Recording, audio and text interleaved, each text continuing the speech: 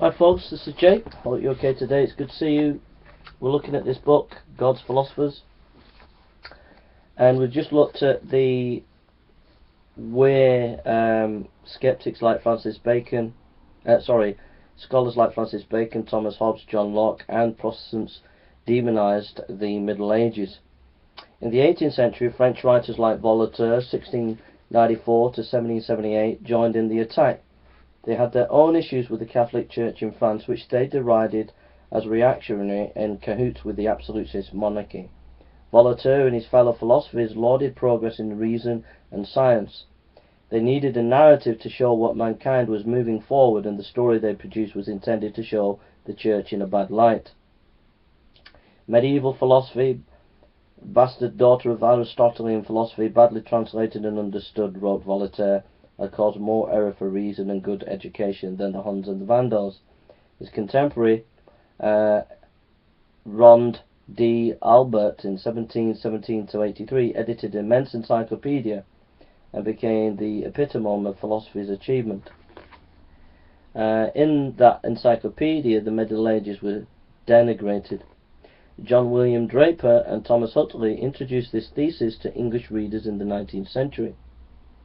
It was given intellectual respectability through the support of Andrew Dickinson White, 1832 to 1918, president of Cornell University.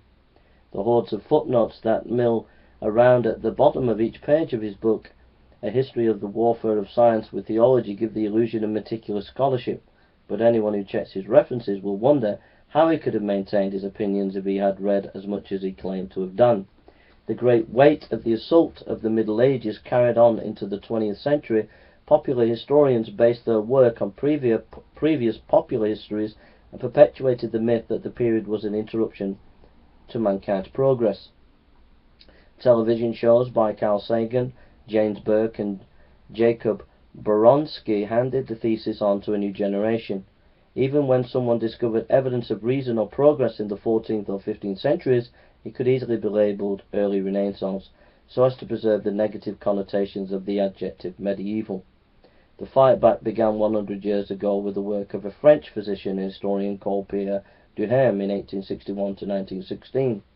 While researching an unrelated matter, he came across a vast body of unread medieval manuscripts. What Duhem found in these dusty tombs amazed him. He quickly realized that science in the Middle Ages had been sophisticated, highly regarded, and essential to later developments. His work was carried forward by the American Lynn Thorndike, 1882 to 1965, and the German Anneliese Meyer, 1905 to 71, who refined and expanded it. Today, the doyens of medieval science are Edward Grant and David Lindbergh. They have now retired, but their students already occupy exalted places in the universities of North America. As scholars explore more and more manuscripts, they reveal achievements of the natural philosophers of the medieval ages that are ever more remarkable. So when we hear people denigrating the Middle Ages, scholarship the last 100 years actually has uncovered a lot of material that's showing us that the medieval period was actually the foundation of a lot of what we see as modern science today.